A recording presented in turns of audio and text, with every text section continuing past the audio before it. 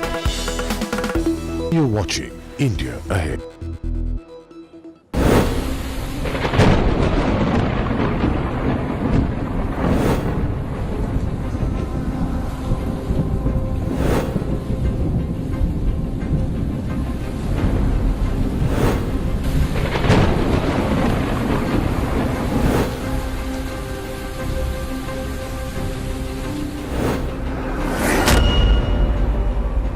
Cyclone Titli has made its landfall earlier today, causing wide-scale destruction of property.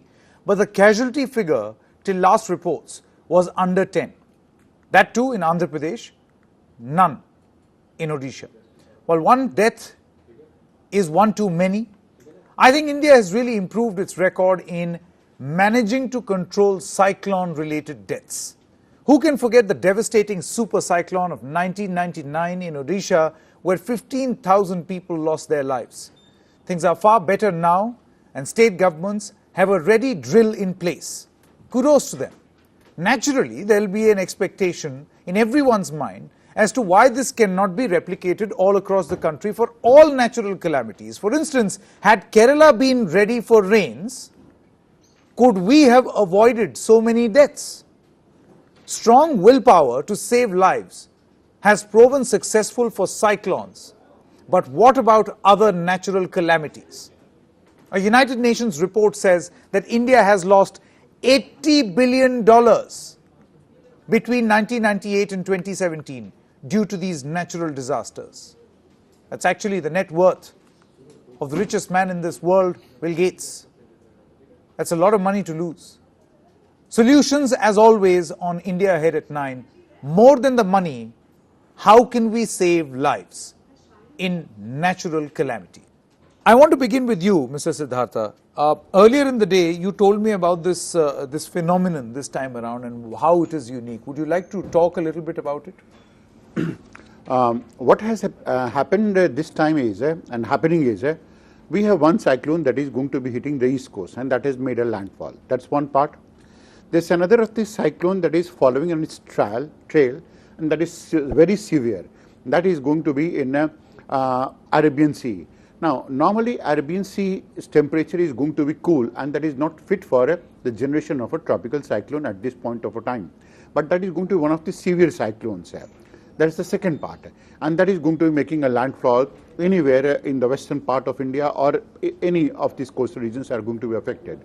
Now, there is a third one that is going to be waiting in the offing, that is going to be towards the south of this trail.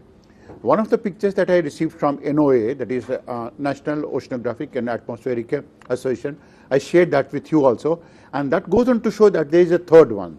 Now, this means that the amount of energy availability in the waters of Indian Ocean and Arabian Sea is very, very high, because we had one cyclone, that is Chauki, and that went on to have one of the largest trails of a tropical cyclone anywhere in the whole of the world. 3,000 kilometers. Imagine originating in Andaman Sea and then moving it all the way to Gujarat. That was phenomenal. Now, that goes on to show that the trail that the cyclone went on to follow, that was through all the region which was going to be having a very high sea temperature. Otherwise, you do not going to see a tropical cyclone hitting Karnataka, a tropical cyclone hitting Goa. A tropical cyclone is a rarity in Mumbai. Of course, Gujarat is one of these states that have been affected by that. So that has been one part associated with it. This effect in scientific language sometimes can go on to be called as a Fujiwara effect, the person who has studied how exactly tropical cyclone going to take place. Now, that is a reason for worry, because some of those places which never used to be getting affected by a tropical cyclone, now suddenly all of it, that region starts having a wind speed of close to something like 150 to 200 kilometers per hour. And in some cases, that is, as is expected, Lubin is going to be having 240 kilometers per hour of a wind speed as well. Okay. Now, under such a condition, it will be very, very difficult for any one of us to allow people to be prepared. Supposing it goes on to hit in 2 or 3 days of a time, the western coast of India, very difficult, all in all. What he's saying is that right now, the top priority, and rightfully so, is to save human lives, right? But what about the loss that it will cause? For instance, where is the preparedness if I were to, and I'm asking you this question, in the case of a cyclone, will building a bunker in a cyclone affected area make sense? I'll just going to explain that part. Yeah.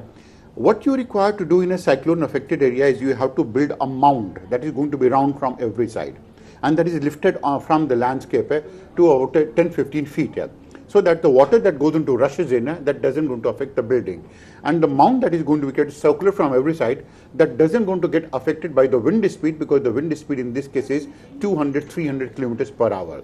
That's one part. Now these mounds which have to be created, they have to be decentralized and created almost on every block basis, which can accommodate 2,000-3,000 people.